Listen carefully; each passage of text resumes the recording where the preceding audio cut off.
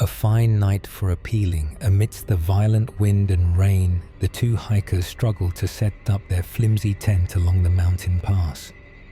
The metal support rods struggled to find any purchase in the muddy dirt, and one of the tarps was blown into a ravine. I would have been quite content to sit and enjoy this brand of comedy until the sun went down, but the prospect was far too ripe to ignore, far too opportune. I zipped on my Cheryl skin suit, boiled 2 thermoses of hot cocoa mix, and plopped a stiff white tablet into each. I could even smell their scent from my cabin. A pungence of fear, anxiety, and desperation. How perfect. I trekked my way through the trees, perfecting my gait. I allowed Cheryl to move quickly, but not too quickly, for she was supposed to have limited range in her knees after all. And when I reached the last set of pine branches, I parted them with a loud rustle. To my disappointment, the 2 hikers weren't even facing me when I arrived. I cleared my throat. "Hoy there!" Both hikers turned with a startle. I channeled the vocal cords of a former smoker, because a rasp always made for more folksy charm. "Hoy, my name is Cheryl. I live nearby." The practically soaked young man glanced nervously at his partner, then back at me. "Hi." I laughed a quick, warm, and perfectly disarming laugh. I couldn't help but notice you setting up tents in this monsoon. As soon as I said the word, a gust blew their tarp in the air. Both of them scrambled to tie it down again. "You can't camp in this. It's too dangerous." The girl tied a cord down and looked at me with bewilderment. "Yeah, it's a little rough, but that's just Mother Nature, I guess. You'll freeze to death out here. Or worse, catch a cold." No. You two should come with me to my cabin." Both of them stared at me with a frozen curiosity. A miraculous rescue. From this crazy lady, I saturated my cheeks a little so that they would appear to blush. "My dear, I have a spare bedroom. Don't be silly. Come." They swapped a few internal whispers. The boy looked up at me with a timid glance. "Are you being serious? As a heart attack?" I chuckled again and pulled up my hood. "Wrap up your things, let's go now before it gets dark." They followed obediently, trying to look grateful. I could smell their anxiety softening into cautious relief. Leading the way, I peppered them with questions, giving Cheryl a neighborly, inquisitive charm. Their names were Sandra and Arvin. Recent college grads on their first summer break together, booked the camping permit a few months ago. They hadn't anticipated this bout of June-Uri. "There's always a wet spell in June," I cackled. Everyone forgets about the wet spell in June. I marched them upwards towards my beautiful abode. A log cabin constructed at the top of a small hill. I limped up the entrance steps and opened the door with a flourish. "Come in, don't be shy." Their awe was plain. My place was immaculate. I don't tolerate a single pine needle on my polished wood panel floor. "You live here?" Sandra asked. "Year-round." I smiled, feeling the skin tighten around my face. As they put their backpacks down in my little foyer, I hung up their jackets. "Have you had some of your hot cacao?" It looked like neither had had the chance. But out of politeness, they both unscrewed their lids and gave some quick sips. "Oh wow, that's nice. Thank you so much." After settling in, we sat around the fireplace where I was trying to get them to talk a bit more about themselves, to parch their throats a little. We swapped trivialities about the weather, my cabin, the surrounding woods, and soon Arvin's face grew a little darker. "I don't mean to alarm you, Cheryl, but we found a ribcage out on the trail." "A ribcage? This was news to me." "Of some poor animal, you mean? Well, that's the thing. I'm in med school and I'm fairly certain that it was a human ribcage." Sandra nudged her boyfriend before he could continue. "Maybe we shouldn't be sharing scaries before bedtime." He swallowed his words. "Right. No, sorry. Not the most appropriate." I looked Arvin straight in the eye as I drank deep from my mug. How exciting. Some animals must have dug up my last victim. Well, I've lived here 17 years straight and I don't believe I've ever seen human remains. Arvin lit up and showed me a marker on his phone. I can give you coordinates so you can steer clear. I was going to notify the park ranger when we had reception again. I turned a log in the fire. I would appreciate that. You know, we do have at least 1 or 2 hikers go missing each year in this area. It's the sad truth. They both sipped from their cocoa. Might be that Pila folklore, Arvin said, half joking. Sandra nudged him again. Pila. I paused to look at him. Arvin shifted in his seat, put off by my sudden eye contact. Pilas, yeah. Some 20-odd years ago, a pair of skinless bodies were found in one of the mainland's lakes. I forget which one. Rumors spread that there was something horrible skulking about in the woods, peeling skin off of people. Is that so? I put my fire poker down. He nodded. Yeah. But it's a tall tale kind of thing. The bodies couldn't be identified. My bet is that they were missing hikers who just decomposed kind of funny.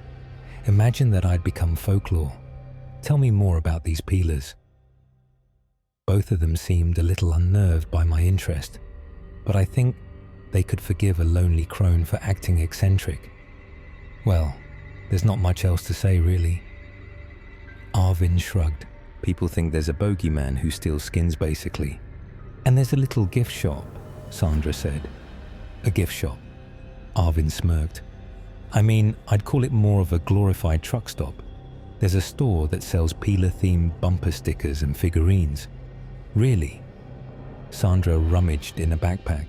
We actually bought one.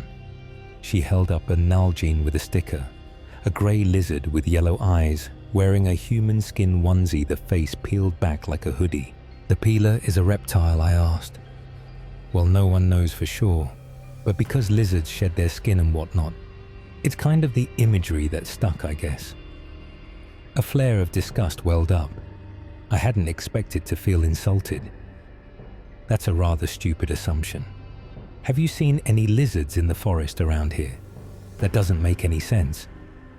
They both looked at me with wide eyes. Whoever drew that must never have walked a day through these woods. Arvin blinked. Well, what do you think a Pila ought to look like? I looked outside my window and forced a chuckle. I don't know. A bloody squirrel. They both passed out leaning against each other, facing the smouldering embers. I grabbed the fire poker with its glowing red end and jabbed at their bare feet and ankles in various spots just to make sure they were out cold. Sandra must have weighed only about 150 pounds.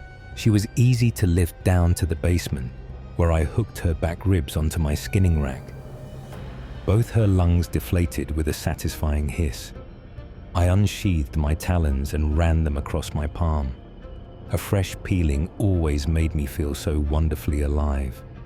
I felt like I was dead, like I had a hangover worse than the night after the MCAT, where I drank a whole bottle of whiskey between a pal and a teacher's aide. Sandy, babe. I shook my girlfriend awake. Her whole face looked bloated. Huh. Do you feel all right? I feel fine. Yeah. She patted her swollen cheeks for a second and then eyed me funny. Arv, you look like shit. What happened? Peering down, I could see a huge vomit stain on my sweater. Great. I flexed my hands and tried to see if they were as puffy as Sandy's.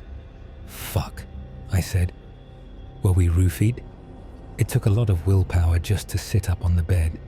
I didn't remember turning in for the night. Sandra wasn't nearly as groggy as me, so she packed our things and gave me a bunch of Tylenol.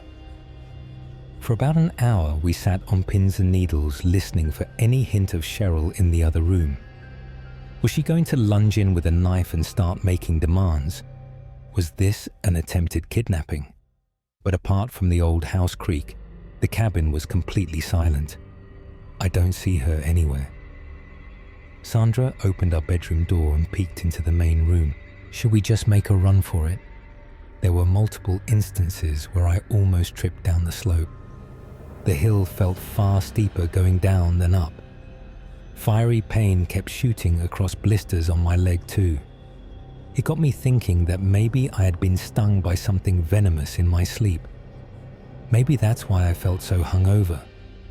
It could have been a poisonous spider, I said. Maybe that's why we feel so weird. A spider, Sandy thought about it. Yeah, that would make sense.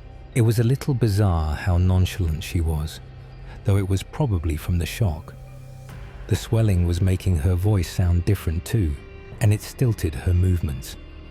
Sandy, if you need a sec, we can catch our breath at the next turn. We can take a minute to pause. No, let's keep going. She briefly looked at her palms, flipped them back and forth, then smoothed them over. Maybe we were both bitten by something. That must be why I'm so puffy. After 30 minutes of continuous escape, my headache and general grogginess passed away. I no longer felt like I was hungover, more like I just had a bad sleep. And Sandy's swelling had also started to fade. She was beginning to look more like herself. As we hiked at a more relaxed pace, I tried to guess what had happened. Initially, I thought we were roofied, but I didn't understand the motivation. What would an old woman want with 2 college graduates? I theorized that Sherilyn was colluding with someone organizing a ransom maybe, or that perhaps she was just straight up crazy. Sandy disagreed with me though. She really did think it was some intense spider that bit us, and that for the hour and a half we lingered in her cabin, Cheryl had left to grab something or just went for a walk. It's probably a benign coincidence like that. You really think so? Yeah, well, I mean, you're a med student. Sandy punched my shoulder. Occam's razor and all that. She had never called me the med student before or hit my shoulder. But I took her point. We both had ugly-looking spider bites on our legs, and our bodies were reacting strangely to something. It had to have been some kind of venomous bug. I felt a little bad for ghosting on our gracious host, but what can you do? The main path soon revealed itself, guiding us back to the southern parking lot. My beat-up Wrangler was still exactly where I left it, looking dustier than I would have expected for a 2-night hike. Sandy became strangely distant near the end of our hike. She wouldn't really respond to any of my comments or questions about our night at the cabin. It's like she was focusing on a song in her head. When we entered the car, she pulled out my Nalgene bottle and pointed at the lizard sticker. We're going to that gift shop. I blinked. I left something there. I need it back. You did the last time we visited. What was it? A personal item. God, Arvin, why are you so nosy? Without pushing it much further, I agreed to stop by that cheesy gift shop. It was right in the nearby town. Al's Souvenirs, the store was called. When we arrived, the door was open, but the front counter was empty. I guess we'll wait and see if there's a lost and found. I peered over the counter to look for any signs of the owner, and then crash. A ceramic lizard lay on the ground. Its head lay shattered to pieces. Sandy grabbed another 2 figurines and hurled them across the room. Sandy, what are you? She broke away from me and toppled a whole shelf of ceramics.